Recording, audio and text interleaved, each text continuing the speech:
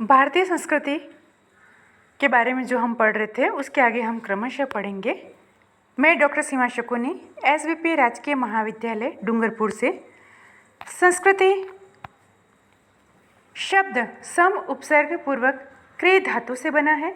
सम अर्थात सम्यक, अच्छा तथा कृति शब्द चेष्टाओं या कार्यकलापों का वाचक है या हमें बताता है कि किस प्रकार से के कार्य होते हैं। इस व्युत्पत्ति के आधार पर संस्कृति का आशय उन विशिष्ट कार्यकलापों एवं सनातन उपलब्धियों से है जो मानव समाज द्वारा युगों से आदर्श रूप में अपनाए जा रहा है। संस्कृति से संबंध में विभिन्न विद्वान विविध विषयों एवं तत्वों के आधार पर अपने विचार व्यक्त करते हैं। कोई आदिम मानव से लेकर आज तक मानव ने रहन सहन, आचार व्यवहार, धर्म, अध्यात्म आदि से संबंधित जिन मान्यताओं को परंपरा रूप में अर्जित एवं प्रचारित किया है वे ही संस्कृति के मूल उपादान अथवा तत्व हैं। ये उपादान परंपरा रूप में अविरल चले आ रहे हैं, बिना किसी खंडित हुए एवं आदर्शों की प्रतिष्ठा करते रहते हैं। इसी विशेषता के कारण संस्कृति को ऐसा सनातन तत्व माना गया है और इस तरह संस्कृति किसी देश के जातीय जीवन द्वारा सदियों में किए गए आचारात्मक कार्यकलापों का ही परिणाम है। और भारतीय संस्कृति में अगर हम देखते हैं तो जनजीवन के समस्त तत्वों के साथ धर्म दर्शन, कला कौशल, नैतिक, आर्थिक, सामाजिक एवं मानवीय मूल्यों आदि की सनातन परंपराएं आर्य संस्कृति के परिचायक हैं तथा इन सभी से भारतीय संस्कृति की जीवनता और प्राचीनता का परिज्ञान हमें होता है या दिखाई देता है। ये सब बातें हम पहले वैसे भी पढ़ चुके हैं। इसके आगे हम पढ़ेंगे वर्णाश्रम व्यवस्था, कि वर्णाश्रम व्यवस्था जो है वो प्राचीन समय से चली आ रही है और प्राचीन भारत में समाज के जो संगठनात्मक ढांचे का मूल आधार क्या थे, वर्ण व्यवस्था थी। और यह वर्ण व्यवस्था जो है वो व्यक्ति के जीवन को सुव्यवस्थित बनाए रखने हेतु सारी होती हैं। दोनों का संबंध धर्म से जुड़ा हुआ है। वर्णाश्रम व्यवस्था के पालन के लिए धर्मानुकूल मर्यादाएं स्थापित की गई हैं या कुछ नियम बनाए गए हैं जिसका पालन हमें करना होता है। वर्ण धर्म एवं आश्रम धर्म की पृथक पृथक परिकल्पनाएं हमारे सामने आती हैं। जैसे गृह सूत्रों में वर्णों एवं आश्रमों के पृथक पृथक नियम उपलब्ध होते हैं। तो इस तरह से वर्ण व्यवस्था जो है वो हमें इसके जो प्रारंभिक बीज हमें कहाँ से दिखाई देते हैं, ऋग्वेद में दिखाई देते हैं। सबसे पहले ऋग्वेद में हमें वर्ण व्यवस्था के प्रारंभ होने का संकेत मिलता है। ऋग्वेद के पुरुष सूक्त में चातुर्वर्ण का उल्लेख मिलता है, क्योंकि सबसे प्रारंभिक अगर हम कोई सूक्त देखते हैं तो वहाँ पर ही हमें मिलता है। उस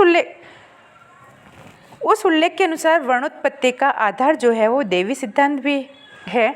पुरुष सूक्त में इस देवी सिद्धांत को निम्न प्रकार से निरूपित किया गया है, बताया गया है कि ब्राह्मणों अस्य मुखम आसीत बाहुराजन्यः कृतः उरु तदस्य यद वेश्यः पदभ्याम शूद्रः अजायतः। अर्थात विराट पुरुष के मुख से ब्राह्मण उत्पन्न हुए, भुजाओं से क्षत्रिय उत्पन्न हुए, जंघाओं से वैश्य तथा पैरों से शूद्र उत्पन्न हुए। इस वर्ण व्यवस्था का आधार क्या था, इसका उल्लेख तो उपलब्ध नहीं होता, लेकिन भगवत गीता में भी कहा गया है कि चातुर्वर्ण्यम मया श्रेष्ठम गुण कर्म विभागशः। उल्लेख के आधार पर यह भी कहा जाता है कि ये जो वर्ण चतुष्ट के विभाजन का मूल आधार गुण एवं कर्म था। यानी वर्ण का शाब्दिक अर्थ हम रंग भी मानकर रंग भेद को वर्ण व्यवस्था का मूल आधार मानते हैं, लेकिन ये जरूरी नहीं है, जैसा कि कुछ अपवाद रहे हैं। अब इन्होंने यहाँ पर ये भी बताया कि ब्राह्मणानाम सीतो वर्णः क्षत्रियाणां तु लोहित वैश्यानां पीतको वर्णः शूद्राणाम असितः तथा। अर्थात ब्राह्मण का रंग श्वेत, क्षत्रिय का लोहित और वैश्य का पीत तथा शूद्र का रंग काला था। इन्हीं के आधार पर वर्णों का वर्गीकरण माना गया है। जहाँ गुण और कर्म को आधार माना गया है वही सत्वगुणी को ब्राह्मण माना गया है, रजोगुणी को क्षत्रिय माना है और मिश्रित सत्व रज वाले को वैश्य तथा तमोगुण को क्षुद्र कहा गया है। और इस प्रकार से ब्रह्म संबंधी ज्ञान रूप कर्म करने वाले को ब्राह्मण, रक्ष संबंधी कर्म करने वाले को क्षत्रिय, वाणिज्य कर्म करने वाले को वैश्य तथा नीच कर्म करने वाले को शूद्र कहा गया है। आगे इसमें बृहदारण्यक उपनिषद में के चौथे अध्याय में हमें प्राप्त होता है कि अग्रम इदम ब्रह्म वै आसीत तदेकम सत न व्य अभवत तत् श्रेयो रूपम क्षत्रम अत्यत सृजत यानि एतानि इंद्रः वरुणः सोमः रुद्रः पर्जन्यः यमः मृत्युः ईशानः इति देवता क्षत्राणि। यह बृहदारण्यक उपनिषद में के चौथे अध्याय में प्राप्त होता है। अर्थात पहले यह सारा समाज जो है ब्रह्म या ब्राह्मण रूप था। सारा ही समाज एक रूप होने के कारण वह प्रभावशाली न हो पाया। इस कारण जैसे सृष्टि या निसर्ग के देवताओं में इंद्र वरुण सोम रुद्र पर्जन्य यम मृत्यु ईशान ऐसे ऐसे संरक्षक देव हैं, वैसे पहले के एकाकी ब्राह्मण समाज से योग्य व्यक्तियों को छांटकर क्षत्रिय वर्ण का निर्माण किया गया। इस प्रकार श्रुति से स्पष्ट है कि वैदिक धर्मी समाज में चातुर्वर्ण प्रस्थापित होने से पूर्व सारा समाज ब्राह्मण नाम से जाना जाता था।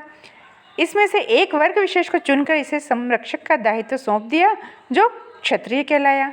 संरक्षक का कार्य महत्वपूर्ण होने से क्षत्रिय के स्थान ने श्रेष्ठत्व को प्राप्त किया। इस प्रकार क्षत्रिय वर्ण के निर्माण के बाद